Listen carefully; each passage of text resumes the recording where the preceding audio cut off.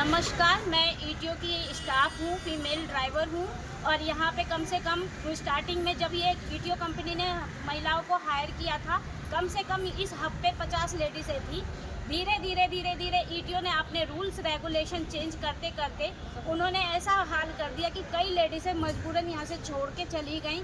लेकिन हम लोग भी यहाँ पे हम अभी भी टिके हुए हैं, इसलिए क्योंकि इन्होंने हमसे कुछ वादे किए थे। इन्होंने हमसे कहा था कि हमने आपको हायर किया है, हमने महिलाओं के लिए ये हब खोला है, कालका जी हब। इसमें हम महिलाओं को हायर कर रहे हैं। 3 साल तक हम आपको काम करना होगा।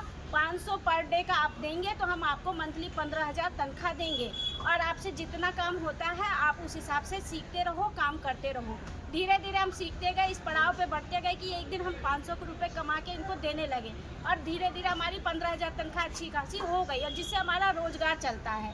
ठीक है, तो अब ये ईटीओ कंपनी ने अपने सारे रूल चेंज करने शुरू कर दिए। जैसे ही 1 साल बीतने लगा तो फिर उन्होंने 3 साल बाद गाड़ी देने की जो बात की थी, उन्होंने कहा कि गाड़ी वाड़ी तो हम नहीं जानते देंगे या नहीं देंगे, लेकिन आपको पर डे का अब 1200 रुपये देना पड़ेगा, तब जाके आपको 15,000 तनख्वाह मिलेगा। कनेक्शन चेंज करने लगे।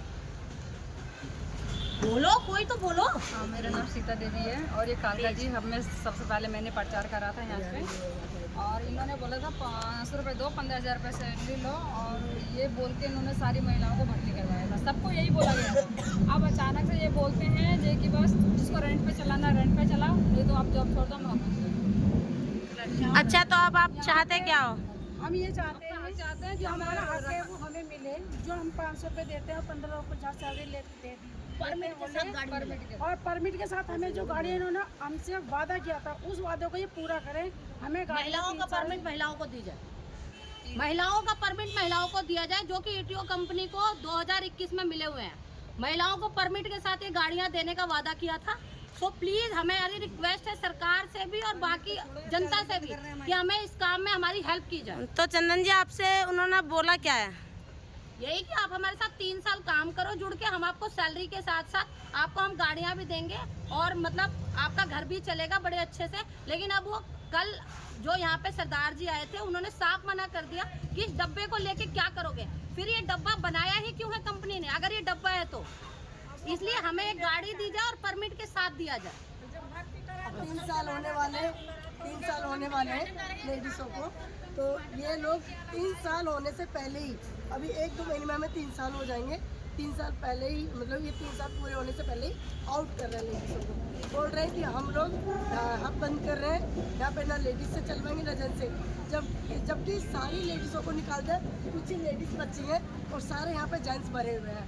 यहाँ पे जेंट्स 50 लोगों के करीब यहाँ पे जेंट्स हैं और जेंट्सों से चलवा रहे हैं। जेंट्सों से चलवाने की वजह से ही ये लेडीज़ों को आउट कर रहे हैं। तो हम चाहते हैं जो इन्होंने वादा किया था गाड़ी का, वो गाड़ी दे। सब लेडीज अपना कुछ ना कुछ रोजगार करते थे और घर पे जा कर सारा को काम छुड़वा दिया। हमारे हक में भर्ती हो, आपका लाइसेंस बनवाएंगे, आपको ड्राइवरी सिखाएंगे और आपको 15,000 तनख्वाह देंगे। आप 500 रुपये पड़े दो, बाकी कल को बच्चे के लिए भी ला सकते हैं। आप हमारे और बहुत से ये अकेले कमाने वाले हैं जो अपने घर में एक जना ही खर्चा चला रहा, जिनका किराया भी देना, बच्चे भी पालने हैं। हेलो, नमस्ते, मेरा नाम ज्योति है जी। मैं अपने घर में अकेली कमाने वाली हूँ। मैं पहले जो काम करती थी, इस ऑटो की वजह से मैंने वो भी छोड़ दिया और अब ये भी हमको सैलरी से जैसे निकाल रहे हैं, सैलरी भी नहीं दे रहे हमको। अचानक से उन्होंने धोखा दे दिया कंपनी ने, तो अब हम कहाँ जाएंगे? हम ये चाहते हैं कि हमारे साथ न्याय हो, बस। हम और कुछ नहीं चाहते जनता से।